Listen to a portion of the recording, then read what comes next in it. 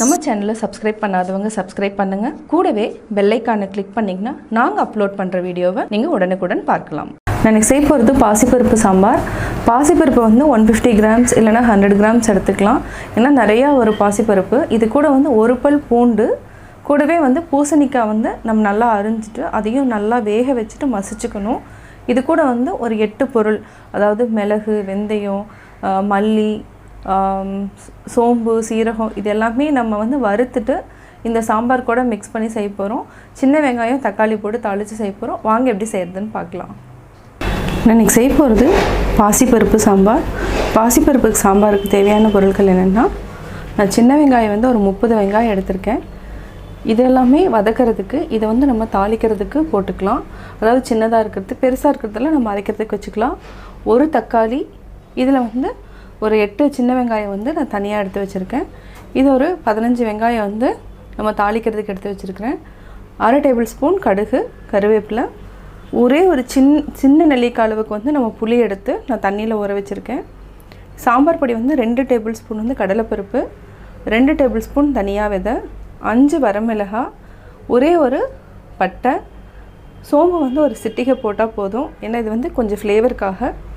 1/2 table spoon சீரகம், 1/4 table spoon வந்து வெந்தயம் எடுத்திருக்கேன். பெருங்காயம், காய் வந்து நம்ம பூசணிக்காய், முருங்கைக்காய் எடுத்திருக்கேன். நம்ம கேரட் ஆட் பண்ணிக்கலாம், பீன்ஸ், எவ்வளோ காய் வேணாலும் நம்ம ஆட் பண்ணிக்கலாம். இதுக்கு வந்து என்னென்னா, பாசிப்பருப்பு வந்து 100 கிராம் எடுத்து நான் ஊற வச்சுருக்கேன்.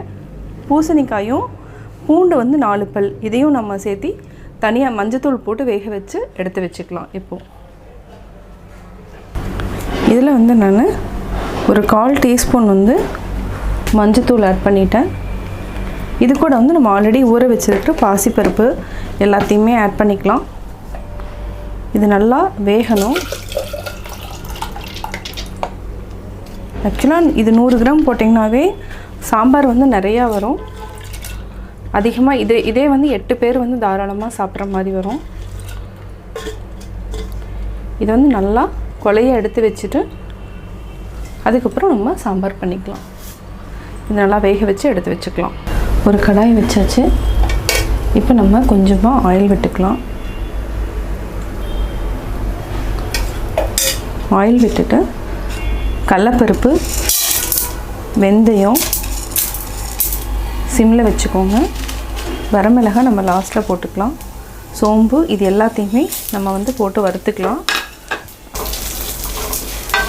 பட்டையும் போட்டுக்கிறோம். பட்டை என்னென்னா அந்த சாம்பாருக்கு வந்து நல்லா வாசம் கொடுக்கும்.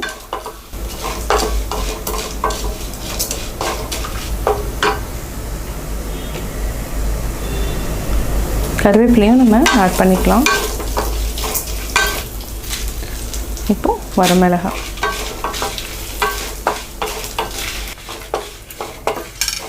இப்போது ஓரளவுக்கு நல்லா அதாவது கோல்டன் கலர் ஆகிடுச்சு, பொன்னிறமாக நல்லா இதாகிடுச்சு, ரோஸ்ட் ஆகிடுச்சு. இப்போ இது கூட வந்து நம்ம தக்காளி, கொஞ்சமாக அந்த சின்ன வெங்காயத்தையும் நம்ம போட்டு வதக்கிக்கலாம்.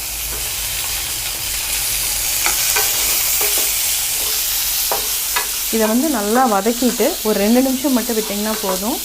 ரொம்ப அதாவது என்னென்னா ரொம்ப இதாகணும்னு அவசியம் இல்லை, வதக்கணும்னு அவசியம் இல்லை. இந்த சூட்லேயே வதங்கிக்கு. இப்போ ஆஃப் பண்ணிவிட்டு ஆற வச்சு நம்ம தனியாக அரைச்சி வச்சுக்கலாம். மண் பாத்திரம் வச்சாச்சு.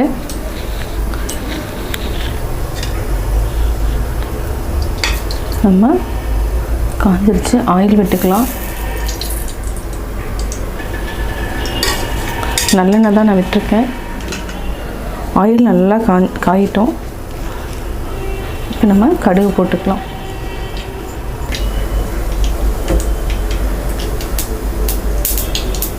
பொரிஞ்சாச்சு.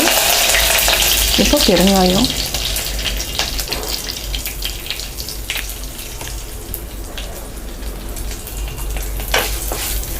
சின்ன வெங்காயம், இது வந்து நான் கட் பண்ணல, முழுசாகவே போட்டிருக்கிறேன். இதை நல்லா நம்ம வதக்கிட்டு, அதாவது பூசணிக்காய், முருங்கைக்காய், இதையும் நம்ம ஆட் பண்ணிக்கலாம்.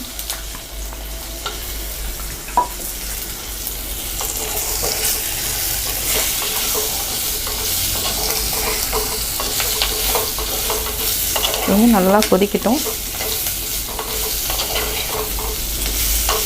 இந்த காய் வந்து நல்லா நம்ம வதக்கிக்கணும்.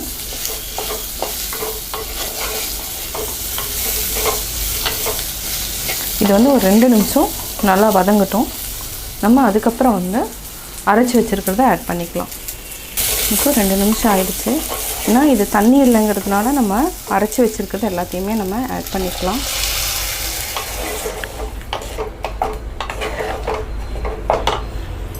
இன்னும் கொஞ்சம் தண்ணி ஊற்றிக்கலாம்.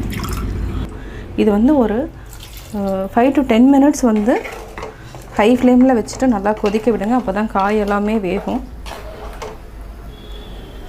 இப்போ நம்ம வந்து மூடி வச்சுக்கலாம். நல்லா காய் வேகிற வரைக்கும் நம்ம மூடி வச்சுக்கலாம். இப்போது நல்லா கொதிச்சிட்ருக்கு. பார்த்திங்கனாவே தெரியும் நல்லா வெங்காயம், பட் காய் இன்னும் கொஞ்சம் வேகணும். இப்போ நம்ம உப்பு போட்டுக்கலாம்.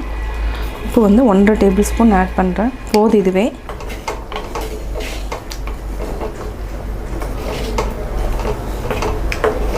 நல்லா வேகட்டும். மூடி வச்சுக்கலாம். இப்போ நல்லா வெந்துடுச்சு காய். இப்போ வந்து நம்ம பருப்பு வந்து வேக வச்ச பருப்பை நம்ம ஆட் பண்ணிக்கலாம். அதாவது பூண்டு, கொஞ்சமாக பூசணிக்காயும் நான் ஆட் பண்ணியிருக்கேன். இதையும் நம்ம ஆட் பண்ணிக்கலாம்.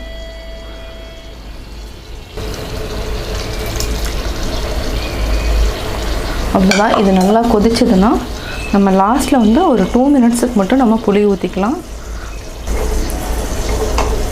இது வந்து ஒரு 5 மினிட்ஸ் வந்து நல்லா கொதிக்கட்டும். சிம்லேயே வச்சுக்கோங்க. இப்போ ஒரு 5 மினிட்ஸ் நம்ம மூடி வச்சுக்கலாம். கொஞ்சம் லைட்டாக ஓப்பனில் வச்சுக்கோங்க, இல்லைனா பொங்கிடும். இப்போ குழம்பு கொதிச்சிட்ருக்கு. நம்ம வந்து லைட்டாக வந்து நான் புளி வந்து கரைச்சிருக்கேன். கொஞ்சமாக தான் இருக்குது. இதை வந்து நான் வடிச்சிட்டு ஊற்றிக்கலாம். அவ்வளோதான். இது மீதி வந்து தேவையில்லை. சிம்மில் வச்சுட்டு நல்லா கொதிக்க விடுங்க. நல்லா கொதிச்சதுக்கப்புறம் ஆஃப் பண்ணிக்கலாம். சாம்பார் வந்து ரெடி ஆகிடுச்சு. நல்லா கொதிச்சிருச்சு. இப்போ நம்ம ஆஃப் பண்ணிக்கலாம். சுவையான பாசிப்பருப்பு சாம்பார் ரெடி. நான் பாசிப்பருப்பு சாம்பார் எப்படி செஞ்சேங்கன்னு தான் பார்த்தீங்க. இது வந்து இட்லி, தோசை, பணியாரம் இதுக்கு நல்ல காம்பினேஷன். நீங்களும் வீட்டில் ட்ரை பண்ணி பாருங்கள். உங்கள் ஃப்ரெண்ட்ஸ்கிட்டையும் மறக்காமல் ஷேர் பண்ணுங்கள். பிடிச்சிருந்தா லைக் பண்ணுங்கள். மறக்காமல் எங்கள் சேனலை சப்ஸ்கிரைப் பண்ணுங்கள்.